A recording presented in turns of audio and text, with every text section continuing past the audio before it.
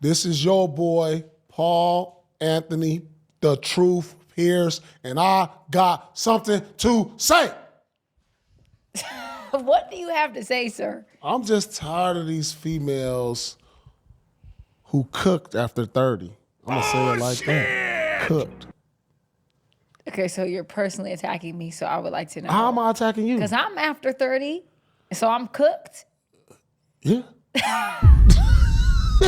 Yeah. Listen. I'm crying. Yes, dog. Listen, dog. Guys is over here like, yo, prime is 25 to 30. Let's keep it 100. But let me say this. I hear exactly what you're saying, right? I've heard it before. People have said it. Women age like milk, men age like fine wine. I've heard it 1,000 times, right? For me personally, I'm going to say this. Maybe I am cooked, but you know what?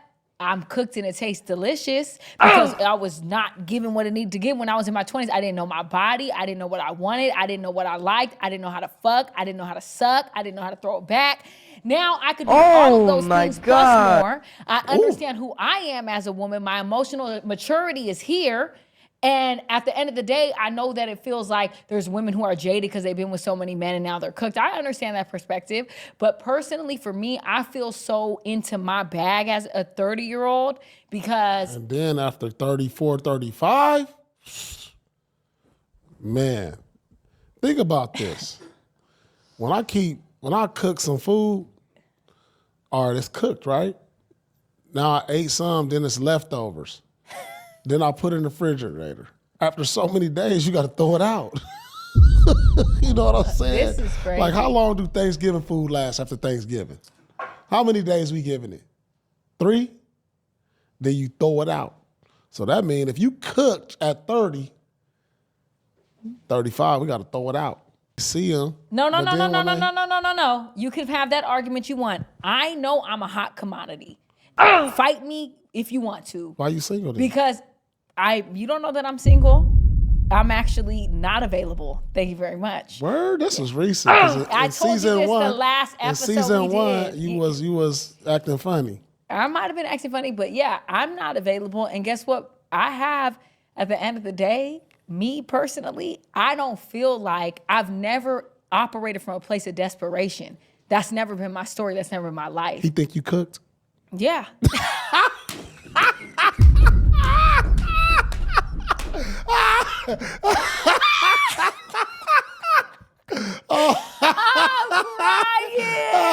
Understand, you don't have the time like men do. Your 30 is different from a man's 30. You know what I'm saying? Your beauty fades, you know, your butt goes flat. You know what I mean? Gravity takes a toll on you hard. You know what I'm saying? After 30. Sometimes late 20s for some women because they don't take care of themselves. But yeah, going back to what Paul was saying, hey, it is what it is. We don't even make the rules. You know what I'm saying? Things just happen. Women think they have a lot of time in their 20s, and then when they get to their 30s, they gonna be in the car crying, talking about they don't have a man with all the videos that I've been doing. So yeah, I agree everything he said.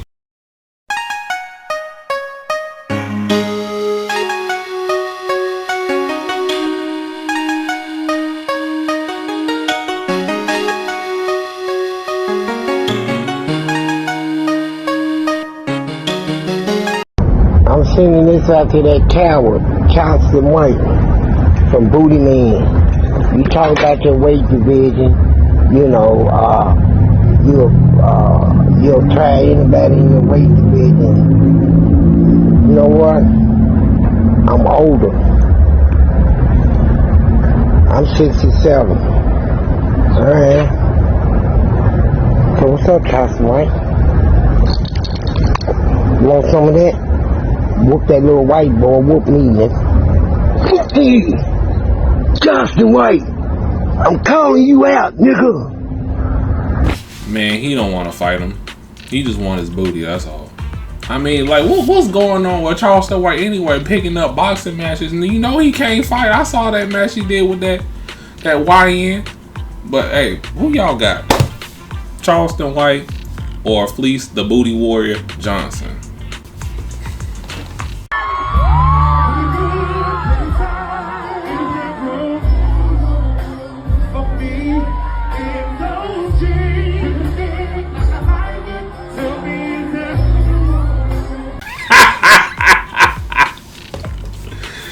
And he kept going too under the stage, Brandon. The dude, the sign language just kept going. He just, man, the show must go on, and the mic was on, man. Geon made sure he gonna give a good performance by just falling under the stage. Bro, you gotta do therapy on your knees, get rejuvenated, man, so you could dance like you did 30 years ago, do the pony dance and all that stuff, man. But yeah, be careful out there, man. I'm rocking with you, alright? Good luck.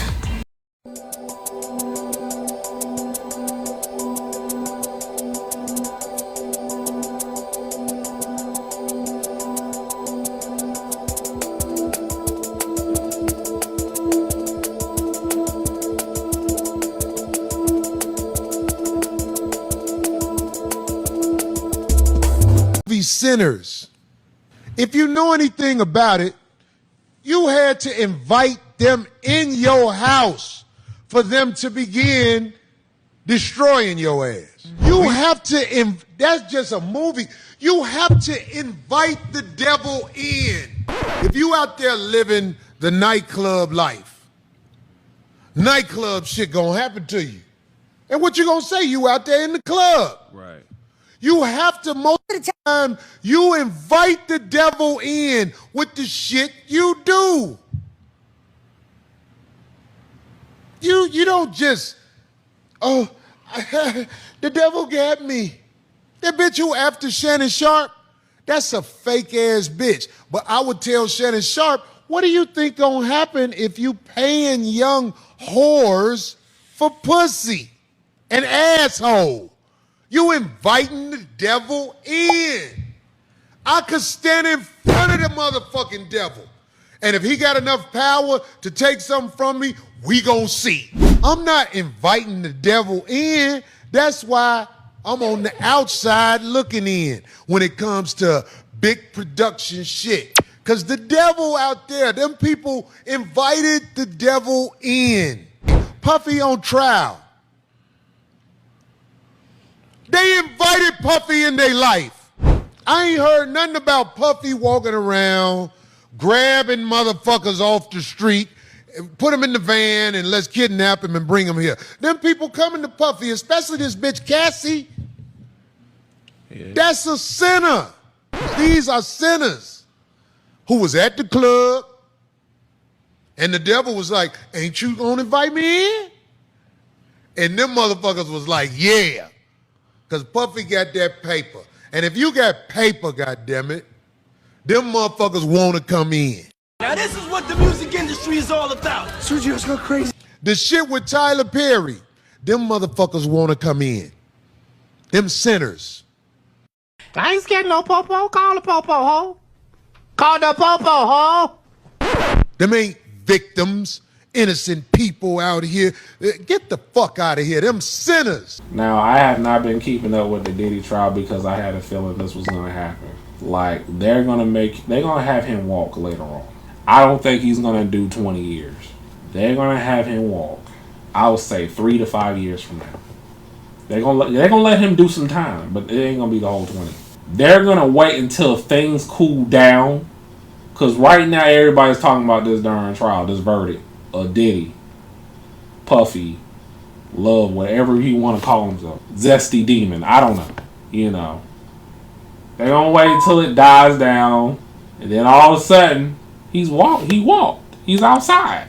What gets me is that people, after all people were saying about him, you know, Cassie, Kid Cudi, or whoever was in that trial that testified against him, people still supporting Diddy after all the evidence? Because, you know, there's some things that the powers that be don't want the public to know. Jay-Z's company, Roc Nation, reached out to me to collaborate on their so-called Justice Summit. And instead of accepting their invitation, I want to use this moment to talk about how figures like Jay-Z, along with others in the capitalist class, often hide behind superficially righteous phrases like Black excellence while exploiting Black people. There are 3 quick key concepts I want you to take with you. 1 is class solidarity versus elite solidarity. 2 is co-optation. And 3 is representation versus liberation. So let's start with the first one. By elite solidarity, I mean when the powerful protect each other and when members outside of that class, namely the working class, protect them too, clinging to the myth that if they work hard enough, they might one day join the capitalist class. This system, however, isn't built to elevate most people. Only about 7.5% of kids born into poverty ever reach the top 20%, and for Black children, it's just 2.5%. Capitalism necessitates a working class to exploit, and it keeps people loyal with the illusion of upward mobility. Next is co-optation. What we're seeing through this Justice Summit is co-optation in real time. The absorption of radical language by someone whose wealth depends on maintaining inequality. Co-optation is dangerous because it can confuse people about who's actually fighting for liberation. It should anger us when people like Jay-Z co-opt the Black radical tradition while profiting from the very systems that tradition seeks to dismantle. Whenever a billionaire tries to do something like this, we should reject it and publicly name it for what it is: hollow PR. And finally, there's representation versus liberation. I'm sure you've heard Black faces in high places isn't the same as achieving structural justice. Representation without any sort of material change is a trap to keep us complacent. If Jay-Z actually stood for justice, he probably wouldn't have announced a debt-free scholarship program, with many students later reporting being in tens and thousands of dollars in debt, what many have referred to as a real-life Scott's Tots situation. He probably wouldn't have partnered with the NFL, while many viewed Kaepernick as being blackballed for protesting against police violence, then dismissively said, "I think we've past kneeling." He probably wouldn't have fronted the Barclays Center project, which fueled gentrification and displacement in Brooklyn. Probably wouldn't have launched Tidal as artist empowerment while small artists reported exploitation. And probably wouldn't have spent years publicly aligned with Diddy, regardless of how he tries to reframe that relationship now.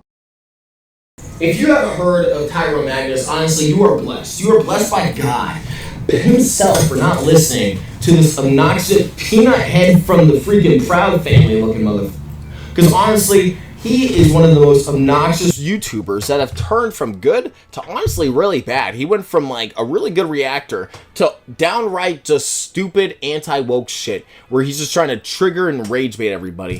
And it's sad to see this type of slop being at all even viewed, because it's very obvious what he's doing. He's grifting for the sake of money. Now let me go ahead and get into the real problem that he actually has, and it's not even his opinions. He can have the stupid opinions about Superman all he wants. He's going out of his way to copyright strike and copyright claim people on Twitter that aren't even making money off of their videos or off of his videos. They're simply just posting them and making fun of him and criticizing what he's saying, because what he's saying is usually stupid. Now, I knew Tyrone Magnus for a long time, and there was a lot of people in the YouTube community that was talking crap about him and how he treats his fans and all that, which I really don't see until recently, you know, that he was straight. It was Horizon Forbidden West, and people in this chat was talking about the game and how you can get items for the character and whatnot.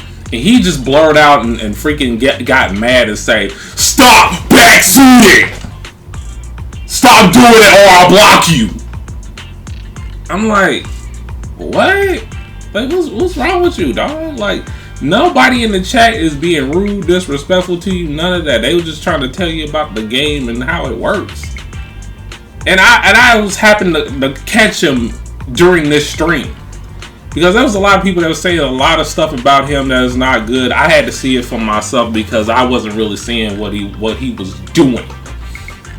But to find out that he's grifting and doing all this and that just to get views and money and stuff, man. It also false copyright claiming people for having an opinion about you.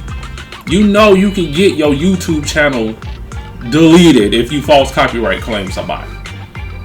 You can. Hearing about this doesn't surprise me, but I have to see it for myself of what people saying about him, and also to form my own opinion, because you can just tell me anything. I'm not gonna really believe you unless like I see it for myself. and form our own opinion about a certain someone or a certain thing, you know. But yeah, I'm not surprised at all about his actions. You know, it's just, it's crazy you have to go so much lengths to do that, you know, to get views and get people to watch your videos by doing rage bait titles and all that. I mean, I did that before too, but it wasn't obnoxious. You know what I'm saying? It was something that, you know, let's see if this works, and it works.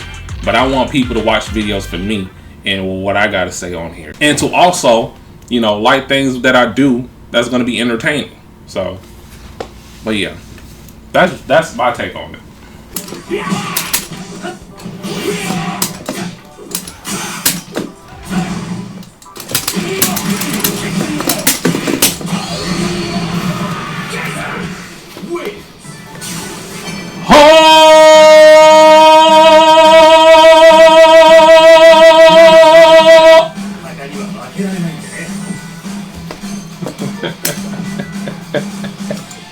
Yeah, I didn't know I had vocals like that.